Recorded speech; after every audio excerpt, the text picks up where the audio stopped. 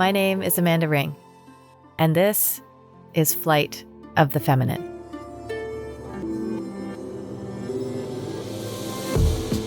Here on Flight of the Feminine, I'm inviting you to explore and reclaim all things feminine, the divine and the dark, to awaken your womb and heart consciousness. I'm inviting you to open to the realms of energy and spirit, to evoke empowerment and create sovereignty. As a sacred soul, each one of you are on this journey through life.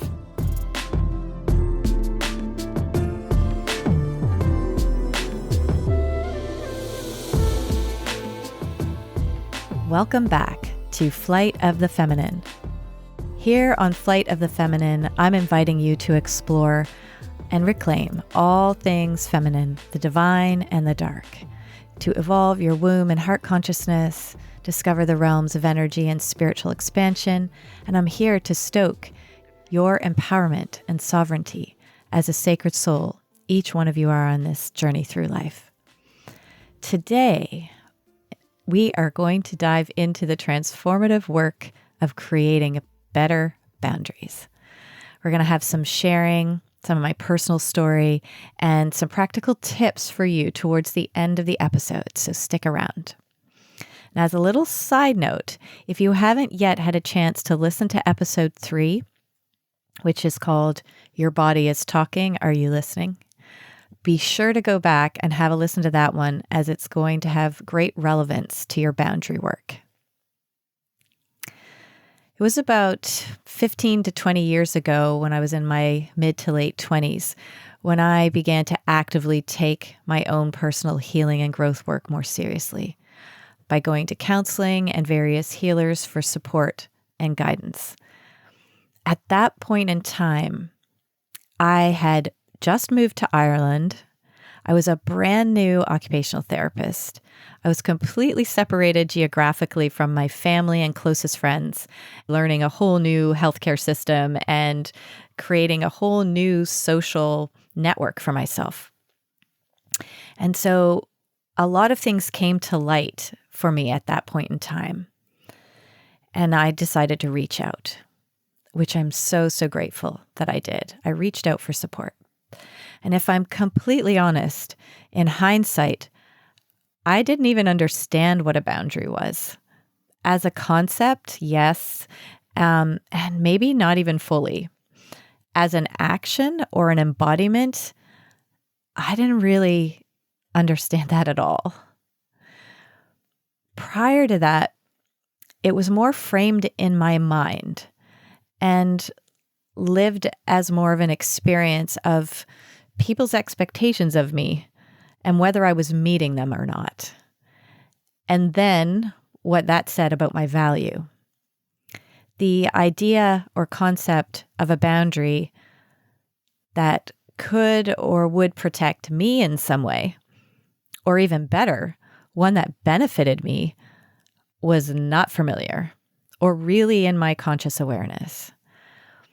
As I began to talk about and explore different challenging experiences I had throughout my life, current relationships and life directions, the choices I'd been making, things I was anxious about and resentful about, the soil of boundary work started to get tilled.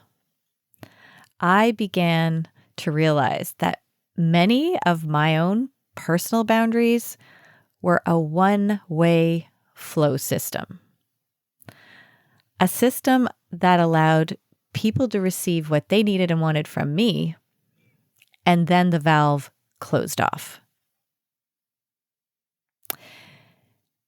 This did for me, and will, if this is you, lead to low-grade chronic fatigue, low-grade chronic anxiety, and a constant striving to give more, to be more, to earn more attention or prove worthiness in order to have the valve open up and something be offered in return. I realized through this personal work, which included traditional counseling and both energy healing work and shamanic work, that I didn't have very strong or healthy boundaries. And that I needed to look at all of that with eyes wide open and to look within myself about that and why I allowed people to treat me the way that they did, and why I offered myself and my energy so willingly, even when it wasn't reciprocated.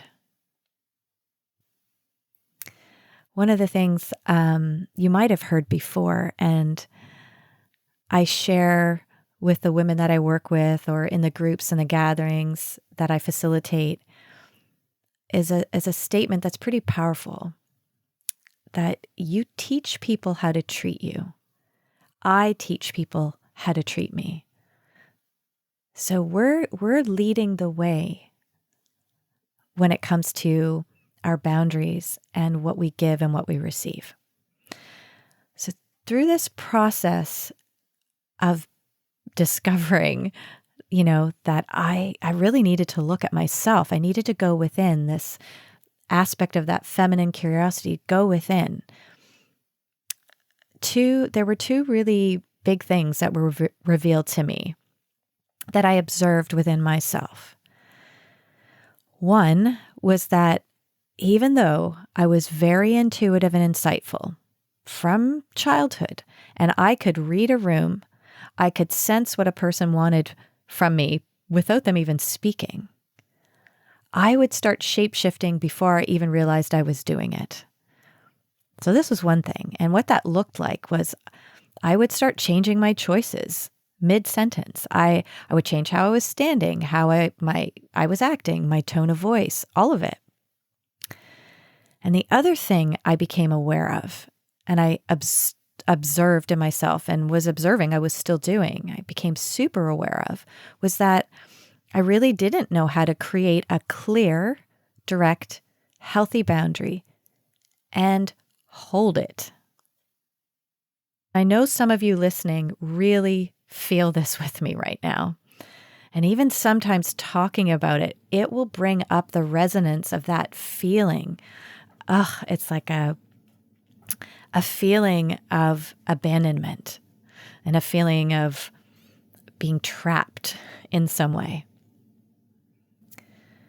To add to that second piece of awareness that I had, when I did try to enact a healthier boundary or be clearer about things that I needed and wanted, I often felt a tremendous amount of guilt.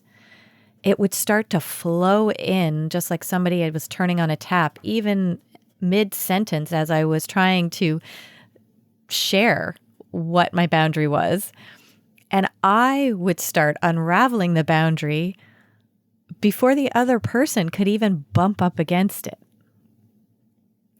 I knew often intuitively what I needed or wanted or didn't want. I could feel it in my body. It wasn't registering clearly in my awareness. And even when I attempted to put that together, I couldn't execute it. And there's an important piece here that I'm going to talk about in a future episode because it definitely needs at least one, probably more.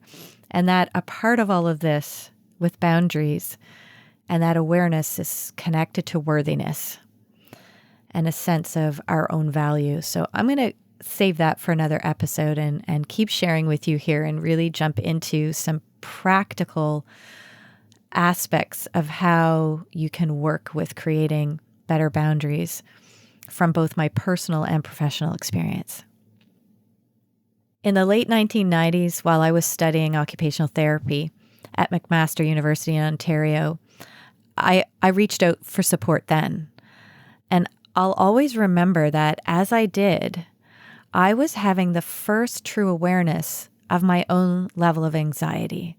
And I think this is key when we're looking at boundary work, because sometimes we can't understand why people keep overstepping our boundaries, but yet we don't have an inner awareness of why they're not strong enough or where that comes from. And my awareness of that I actually had anxiety was a key part of this. I discovered that I actually had anxiety for a long time, but it had never registered with me as anxiety. I didn't see it that way. I realized that I had a pattern of where I would feel what now I could call anxiety. I could and did simply override it and get on with things. And in many of those cases, it was a suppression of it. We could glaze over it. How that pattern was linked to me trying to keep up with all of the expectations people had of me and the ones that I had of myself all contributed to this boundary mess that I found myself in. I felt so trapped. I didn't know how to protect myself. I really, truly didn't know how to ask for what I needed without feeling guilty or like I was hurting someone by standing up for my needs or what made me feel uncomfortable. And this is so prevalent in our culture, especially for girls and women.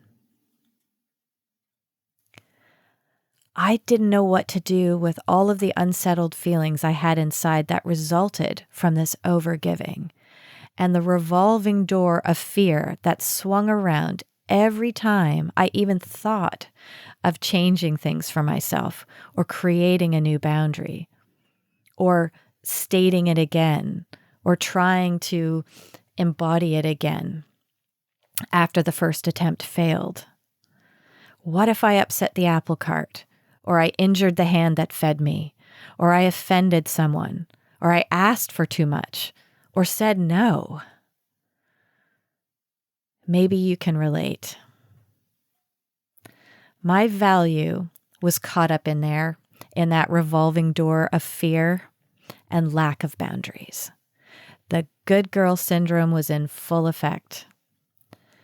The transactional nature of the world around me felt like a suffocating force, constantly asking me for something first before I could receive.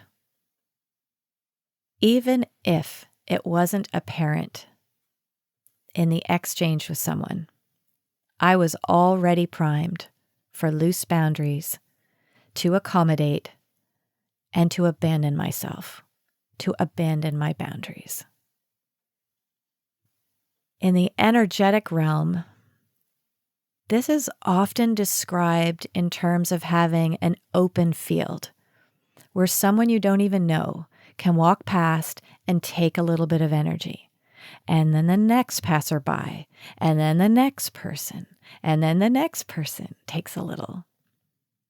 And this is really, really important for you to hear and to refer to my episode 4 around light being, where I talk more about the energy body and the chakras, because this isn't just about our thoughts and our emotions. There's a huge energetic component to this. When you are not aware of your boundaries and or your boundaries are poor, your electromagnetic field is weakened. That can result in seeping out of energy, people being able to siphon your energy. And this also affects the flow rate and the size of your chakras, these energy vortices, these wheels that help process all of the source energy, life force energy that's flowing through you.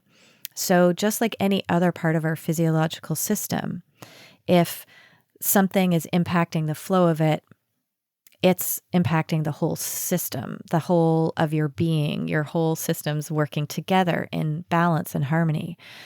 So when the electromagnetic field is weak, it's creating all kinds of imbalances in your energy field and your body. And those folks that are sweeping past and helping themselves to your energy are often people who are consciously or unconsciously primed as takers. Just like those of you who might resonate with this idea that you're an overgiver. where we're patterned in that. But patterns can be changed. That is something that has been learned. As you go through these different episodes and listening, you might discover you're a taker. And I really want to invite compassion and non-judgment around this. These are patterns we've learned through childhood, through life experience, and through our culture. But we have the power to change them. We have the power to create new patterns. We have to be aware of what we currently are operating within in order to do that. So for those also out there who are familiar with more of the spiritual and energetic terminology, another term people might have heard before and used in relation to this electromagnetic field being opened or weak and people just coming in helping themselves is also called an energy vampire. And energy vampirism is something that, again, can be conscious and unconscious for someone. One way you can tell if your boundaries are poor or your field is weak, or you're spending time interacting with an energy vampire, which could even be someone who is a close friend, a family member, a colleague. After spending time around these folks, you will feel depleted. And it's not just because you've had a long day or there's other things going on. You could have come in and had that already be part of your day, but there's a depletion that feels very different. You can feel a bit disembodied or beside yourself. If you've not been under any stress and been in a pretty good mood and you've spent time within that exchange, you could really feel depleted, energetically spent. Sometimes you can even have a sense of disorientation, feel very unsettled. And some people's experience after being in that environment, you start to feel bad about yourself in some way. Negative self-talk and self-deprecation jumps up a notch when before that you felt fine. The person that you had been spending time with also might reach out and say, oh, they had the best time with you and can't wait to get together again and really wanting to make plans. They might actually feel fully revived after being with you, spending time in your energy. Perhaps you relate to this experience as well. I really also want to be clear, as I have in other episodes, this is not always intentional by those folks. It's their energetic and emotional patterning. And they are very possibly not aware of it.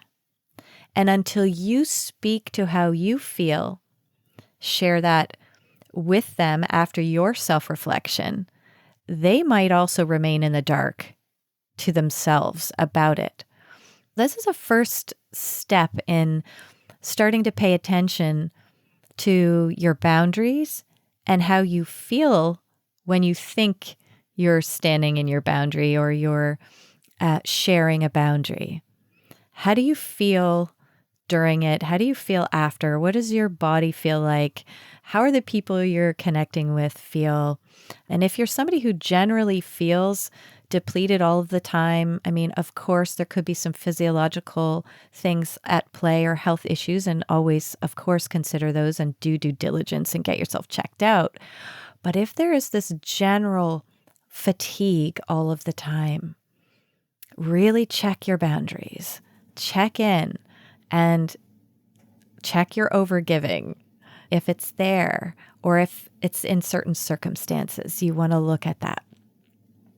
So this is a starting point, and being aware of how you feel after spending time with people or having a conversation with people. Notice the patterns in those relationships, and you'll start to be aware of how strong your field is and how strong your boundaries are in those circumstances.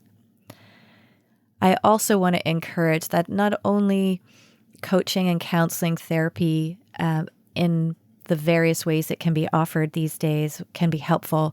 But shamanic and energy healing work also is so vital. It's really an essential addition to understanding ourselves as whole beings.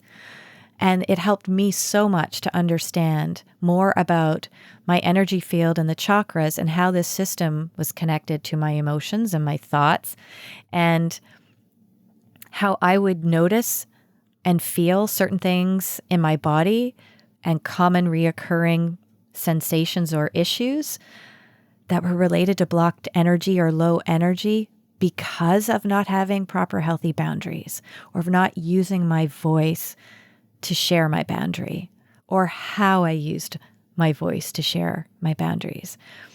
It really added a whole other very important and essential layer of understanding, and that helped me empower myself.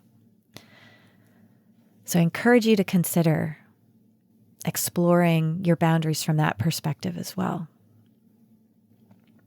When we don't stand in our awareness of our boundaries and be strong within them,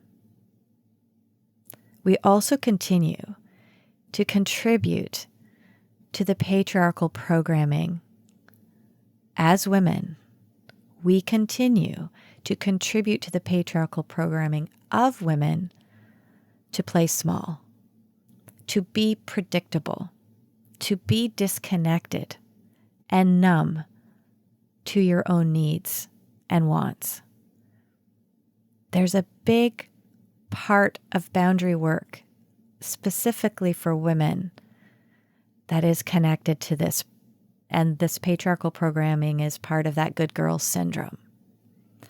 Don't rock the boat. Be predictable. Don't change things up. Do as we need you to do. Show up as you're meant to, as quote unquote the feminine, as the caregiver, as the one who sacrifices all of herself for the needs of others. This is old paradigm, and that is very much still, active in our own psyches, but also active in culture.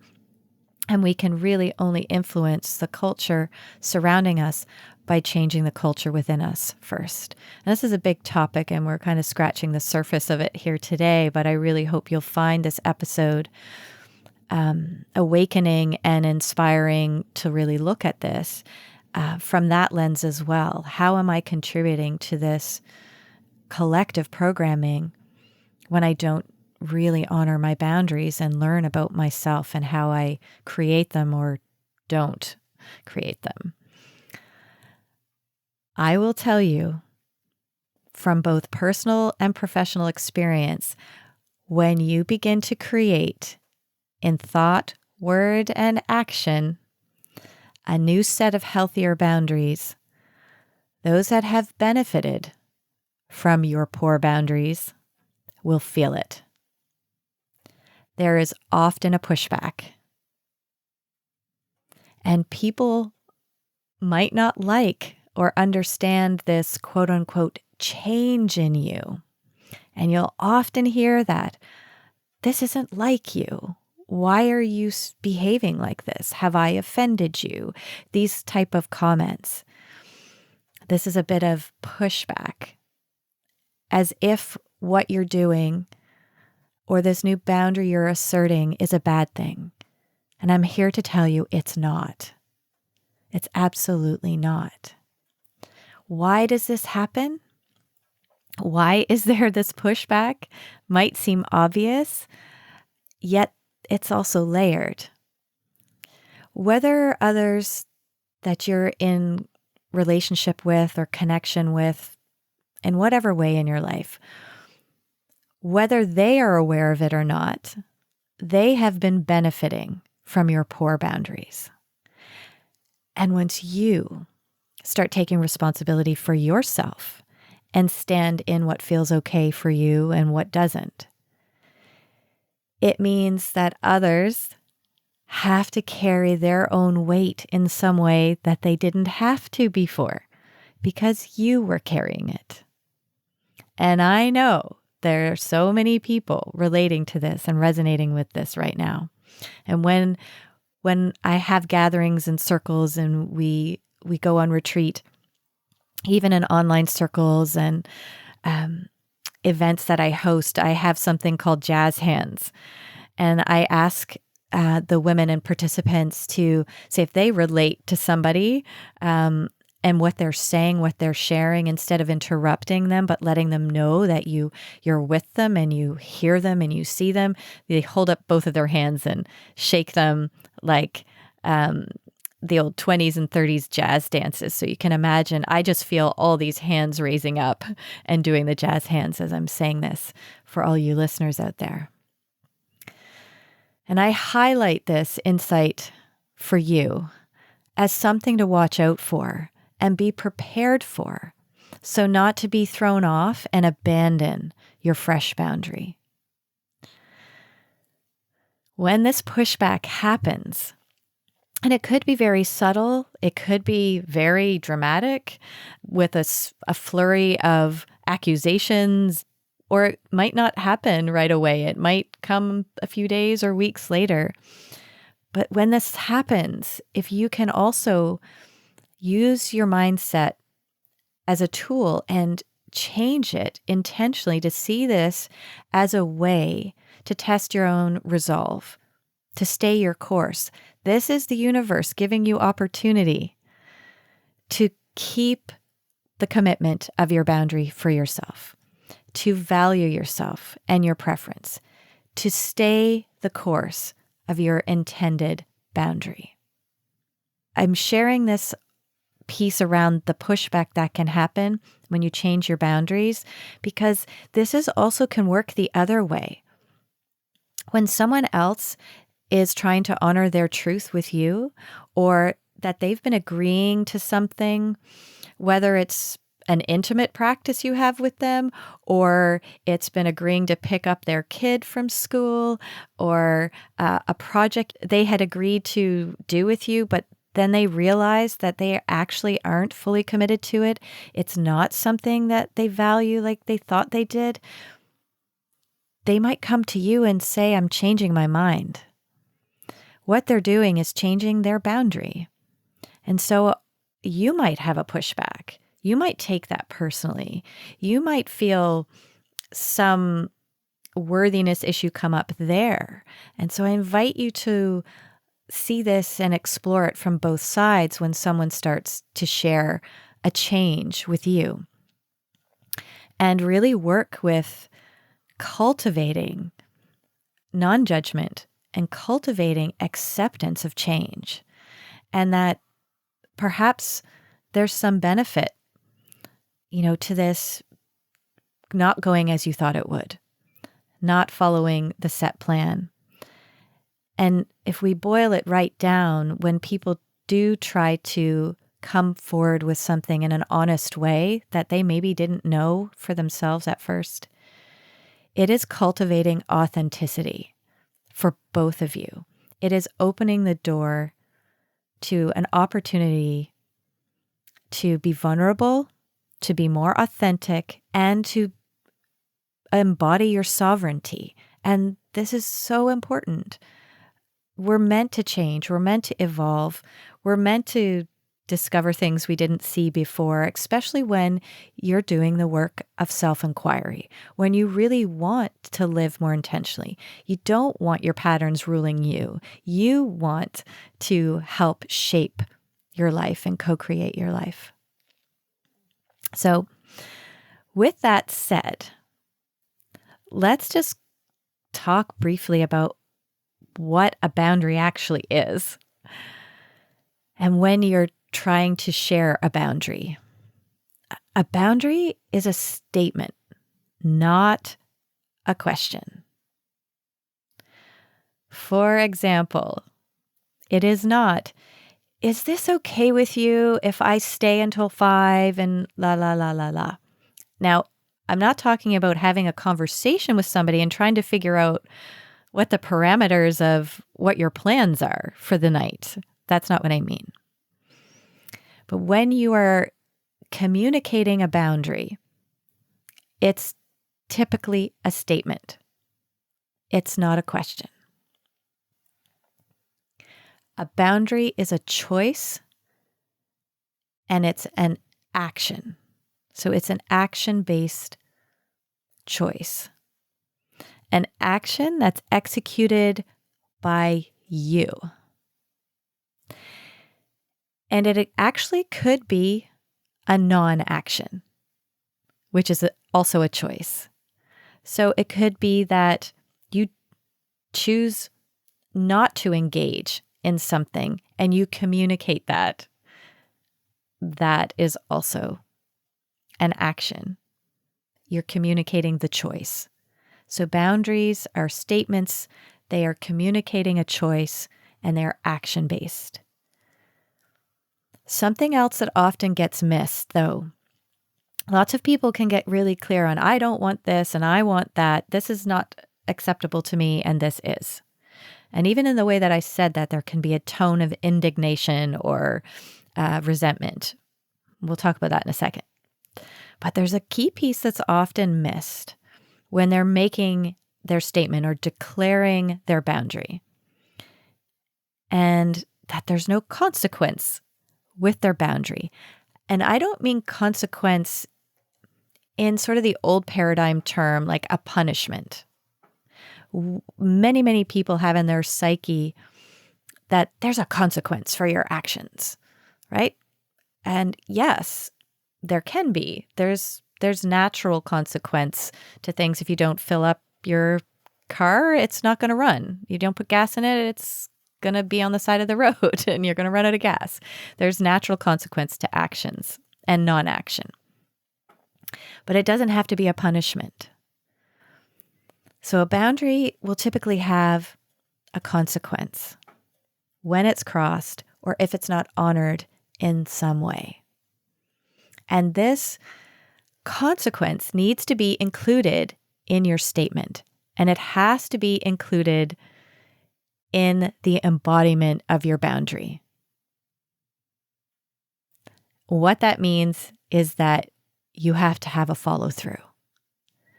So your boundary has a consequence if it's crossed or not honored, and a boundary has a follow-through by you, not the other person. I'm going to give you a couple of examples here. When you speak this way, when you yell and turn your back to me, I will leave the room, and this conversation is complete for me. There's an example of a boundary that also includes your choice, your action, and it's also letting the person you're speaking to know what you're willing to tolerate and what you're not, what feels good, what doesn't, and if that isn't honored, what the natural consequence of that will be. And I said I was going to come back to like tone of voice and that. What you will need to really work on is your emotional tone when you're communicating your boundaries. And this isn't always easy, and you won't always get it perfect. And it's not about getting it perfect. You just won't always be able to do this, but it is really, really important to be aware of this and practice it, because this is connected to the worthiness piece. There is no need for sarcasm. There is no need for resentment in your tone. If you can try to be neutral in owning that what you are stating and requesting or declaring is your truth and is what is important to you, and that you're allowed to feel that way and you're allowed to ask for that or state it, then you can own it and you can be in a more neutral state when you say it. Now, you might be being really triggered in the moment, and then that's harder. But if you can take a breath, come into your body for a moment, pause before you speak it, and state it slowly, clearly, and in a neutral tone, it will be heard. Because oftentimes when we come in with a tone or an edge of sarcasm or anger or resentment, the other person doesn't hear us. Their walls are already going up. Oftentimes when we're setting a boundary, you might abandon it because you're afraid the other person thinks you don't care about them, or that you're afraid you're going to hurt their feelings. So you can expand on your boundary a little bit, and I'll give you an example. When you speak this way, when you yell at me and turn your back to me, I will leave the room, and this conversation is complete for me. You and what we're talking about is important to me. I'm willing to come back to this conversation when we can talk calmly and we can look at each other. So that just gives a little bit more juice, depth to how you might communicate a boundary. I'm going to share with you a couple more simple examples I think you can relate to. Then I'm going to jump into some tips, and then we're going to clue things up for today. Here's a few others. I'm planning to leave at 4 p.m. If you're not ready, you will have to find your own drive. I will be leaving the event at 5 p.m. If you want to go with me, then you're welcome. If you want to stay longer, you will need to arrange your own transportation back. I'm really happy to be part of this project. I would like to discuss this part of it. I'm not 100% sure about this part. And if you're not open to that, I'm not willing to get involved at all. So when we start communicating our boundaries, it takes courage. It's requiring courage to speak your truth, right?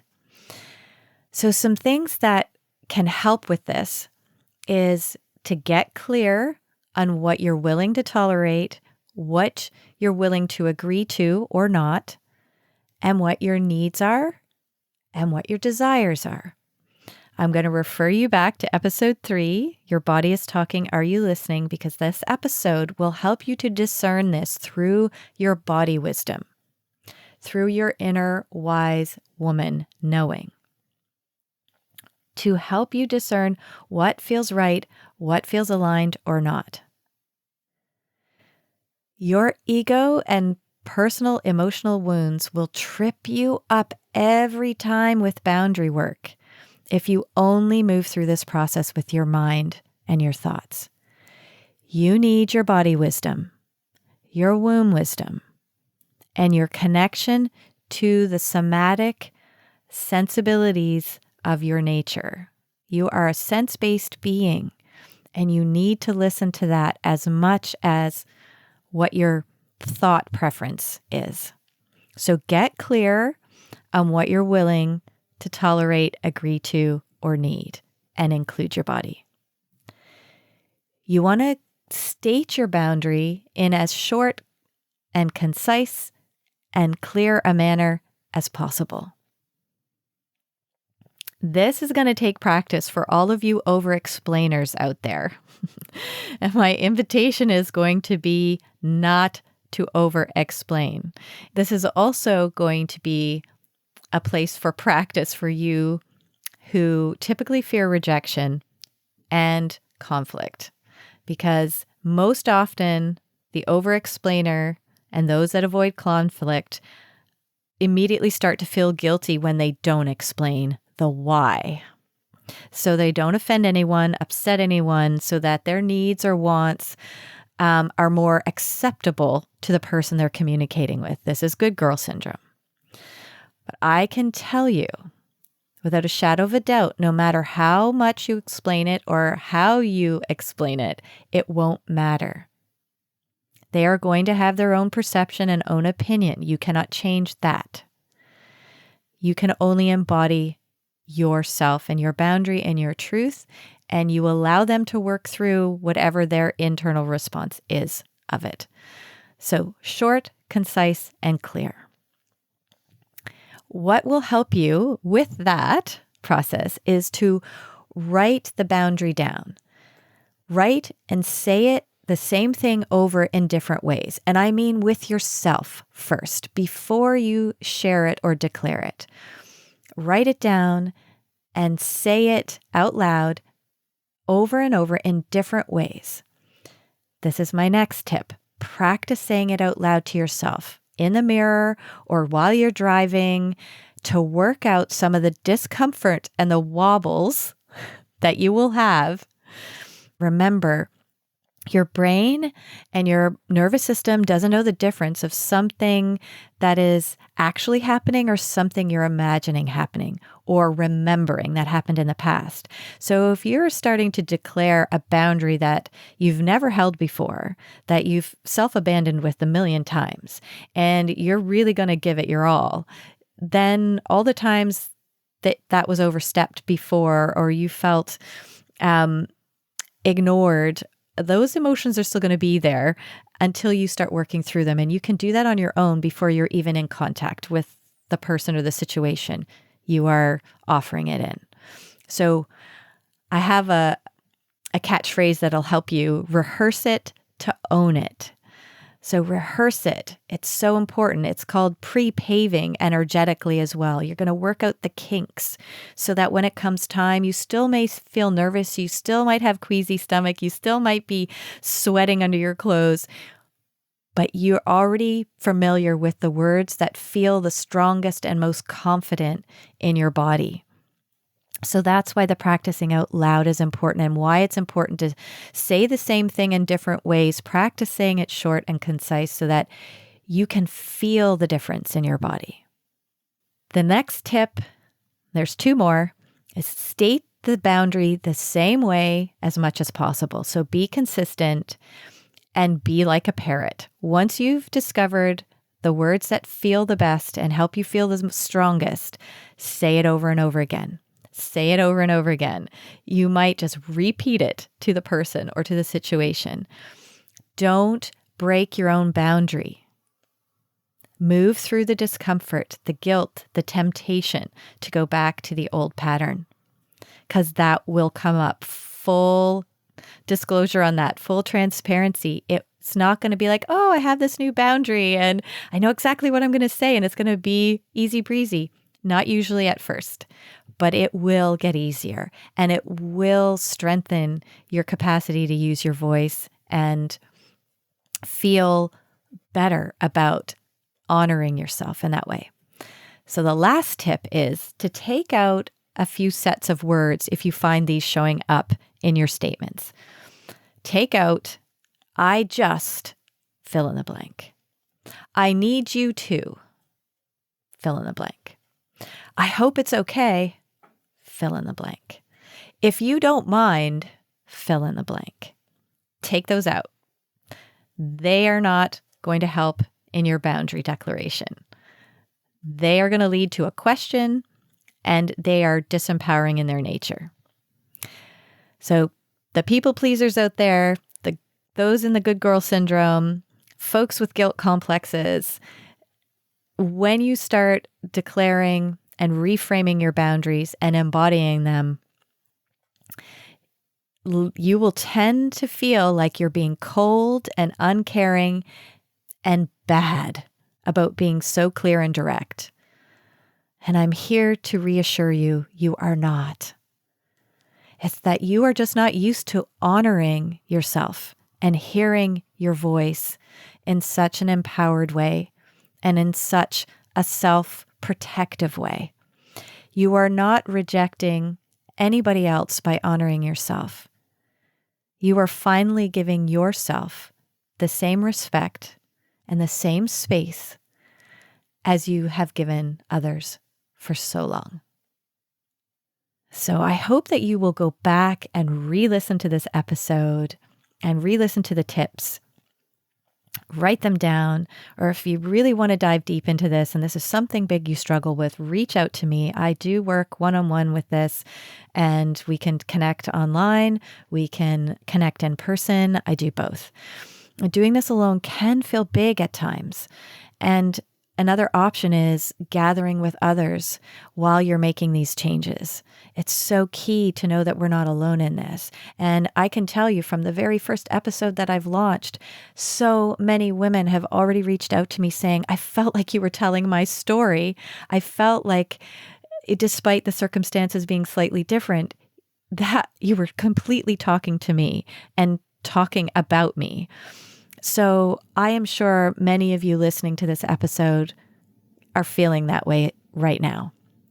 I take women through different written exercises, role plays, embodiment practices.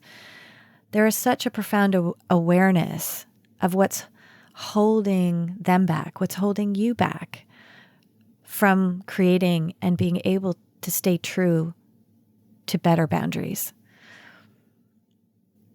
These practices are also so effective at unveiling the emotions that have not been fully processed that are connected to the boundaries. Inner child wounding that might be there, where there has been internalized misogyny that's blocking your sovereign choice and the capacity to protect yourself through your boundaries. When women gather together, they create a safe space for one another to share honestly and authentically. And this normalizes their need to express, to hear, and to see themselves in one another. And to awaken more to where they are not creating healthy boundaries or following through on them and keeping themselves in a cycle of self-abandonment and disempowerment. So connect either with a group or get some individual support, whether you feel drawn to traditional counseling or coaching or experiences that are more in the field of energy or shamanic work, in combination with this can really help both your thought process, your mindset, and your energy field to integrate the changes you're trying to make. And with that, I'm going to close our episode in sharing that in our next episode, I'm going to have a very special guest. This is my Moon Mana Celtic Women's Circle mentor, Dr. Karen Ward. And she will be with us all the way from Dublin, Ireland. And this episode is Why Women Gather. Karen and I will be discussing why women gathering together for spiritual exploration, healing, and growth is essential to our well-being. So much more juice for us to discover with that, and I'm so excited to have her with us. So be sure to join me for the next episode, Why Women Gather.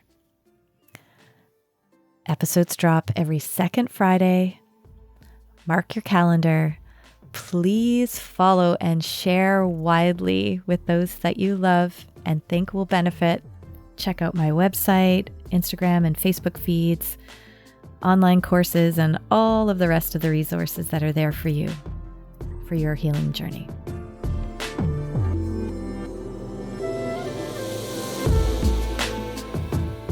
It's time, my sisters, to elevate your mind, expand your feminine heart, explore your inner wisdom. Let's soar together. Sending you all big, big love.